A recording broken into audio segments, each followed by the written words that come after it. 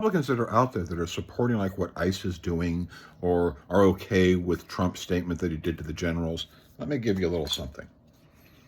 What happens with the next Democratic administration when you literally have the United States military and this precedent being set that the President of the United States can send the United States military, just like what Trump said to the generals, that if you,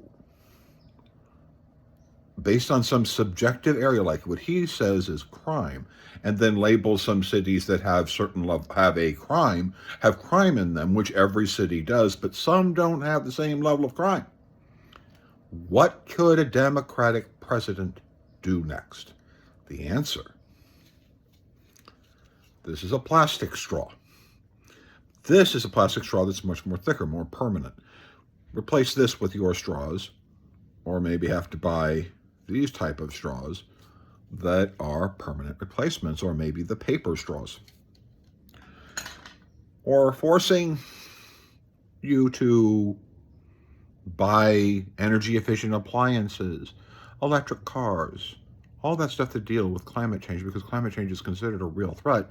And actually the Department of Defense literally said that it was a threat multiplier because starving people of food and people losing their housing in their beachside cities creates threat multiplier, because these people get nervous and then they react and then they take actions. Nations take actions. That's how climate change becomes a threat multiplier.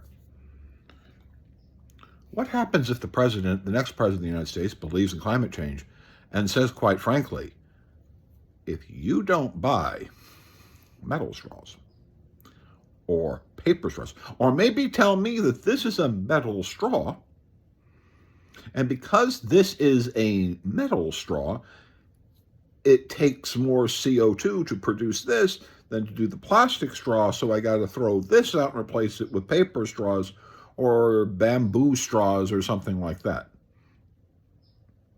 What is to stop that from happening? The answer is none, because Trump is setting the precedent in which the president could establish some conceptual thing in which your straw is wrong, and because your city is preferring plastic straws versus permanent straws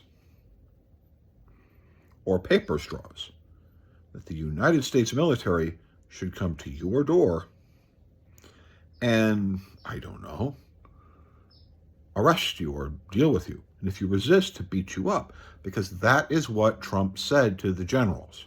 What the Trump said to the generals is, if people resist these soldiers, to just beat the hell out of people.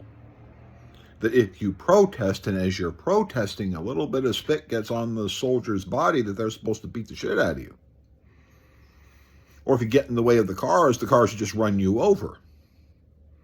Trust me, an electric car will run you over just as easily as a gas-powered car. Or maybe they will take your gas-powered car and say that that is illegal and you have to buy an electric car. And if you don't buy an electric car, the United States military will come and impound your car. And if you resist, the United States military will beat the crap out of you. Just a simple thought. Do you believe that the next Democratic president might just do that, out of a sense of global urgency to correct climate change, because it is a global threat? Just send in the military, beat the crap out of you if you say no, and that's it. Do you think Democrats wouldn't do that? Answer the question, like, share, subscribe. Thank you much. Talk to you soon. The Democrats run most of the cities that are in bad shape. We have many cities in great shape too, by the way. I want you to know that. But it seems that the ones that are run by the radical left Democrats, what they've done to San Francisco, Chicago, New York, Los Angeles, they're very unsafe places. And we're going to straighten them out one by one. And this is going to be a major part for some of the people in this room. That's a war too. It's a war from within.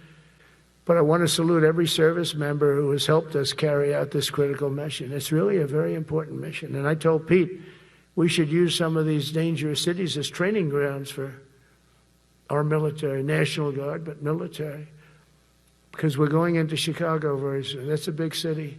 With Portland, Oregon, where it looks like a war zone. And I get a call from the liberal governor, "Sir, please don't come in. We don't need you." I said, "Well, unless they're playing false tapes, this looked like World War II. Your place is burning down. I mean, you must be kidding." "Sir, we have it under control." I said, "You don't have it under control, Governor, but I'll check it, and I'll call you back." I called her back. I said, this place is a nightmare. It's certainly not the biggest, but it's one of the worst. It's brutal. They go after our ICE people, and they're spitting at them, and they're screaming at them. And that soldier standing there, he wants to knock the hell out of the person, but he's not allowed to do anything. So they just stand there and they get abused. And a woman was this far away from his face, and she starts spitting in his face, and he's not allowed to do anything. If it's okay with you, generals and admirals, I've taken that off. I say, they spit, we hit. Is that okay? I think from now on, if that ever happens, and I say it here, you get out of that car and you can do whatever the hell you want to do.